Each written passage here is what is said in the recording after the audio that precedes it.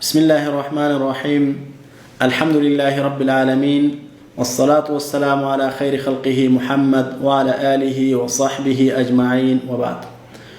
ورونو من نن سبا چې منګ او تاسو ګورو نو کفار یا اغن يهودان او نصارا په مادي لحاظ زموږ او تاسو نه مخ کړي، نو په دې خاطر باندې ډیر مسلمانان په هغه باندې متاثر کیږي او د هغه ځینی تقالید یا ځینی عادت راوړي او په خپل ځان باندې تطبیقي.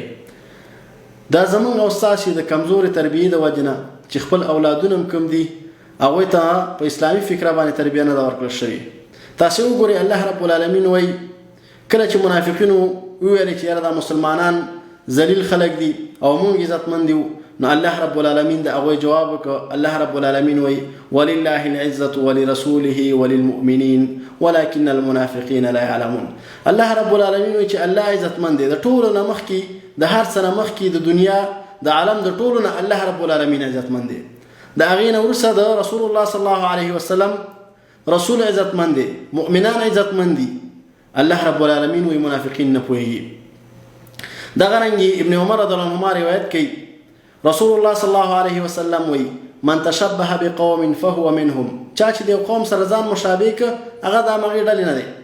علما وایي چې کم تر کمه حراموالی دې نه ثابتېږي چې د هغوی بد عادت یو مسلمان خپل مجتمع ته راوړي او هغه عادت په خپله مجتمع کې رواجوي، نو کم تر کمه د دغې عادي حالت چې دی دا حراموالی دی چې دغه مسلمانانو باندې دا حرام دي.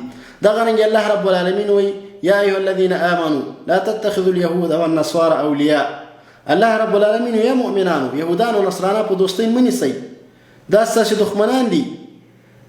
دغه رنګې الله رب العالمین په بل آیت شریف کې وایي ولا تهنوا ولا تحزنوا وانتم الاعلون ان كنتم مؤمنين. الله وایي تاسې مه ضعیفېږئ، ولې کمزورېږئ او دغه رنګې غمجن او خفه کېږئ مه، او تاسې اوچت استئ که چېرې تاسې مؤمنان استئ.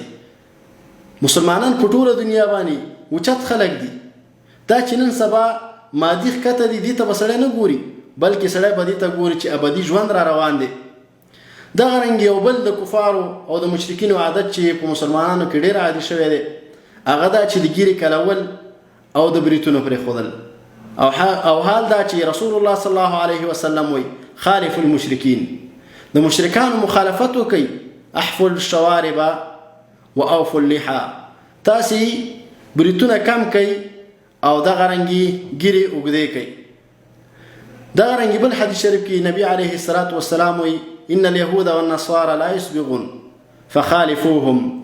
تا یهود او نصرانیان اختان نه رنګ نه تغییروي، تاسې دا د دې رنګ تغییر کوي په نکریزو او وغیره باندې د دې دپاره چې د هغوی مخالفت شي. نو ډېر داسې ایتونه او حدیث شته چې د یهودیانو او نصرانیانو او دغه رنګې د مشرکینو په مخالفت باندې امر شوی، نو د دوی مخالفت باید سړی وکړي او د دوی تابعدارۍ نه باید سړی ځان وساتي. دومره ده چې د اختانو په رنګولو کې بل حدیث کې راځي چې توروالي نه ځان وساتئ.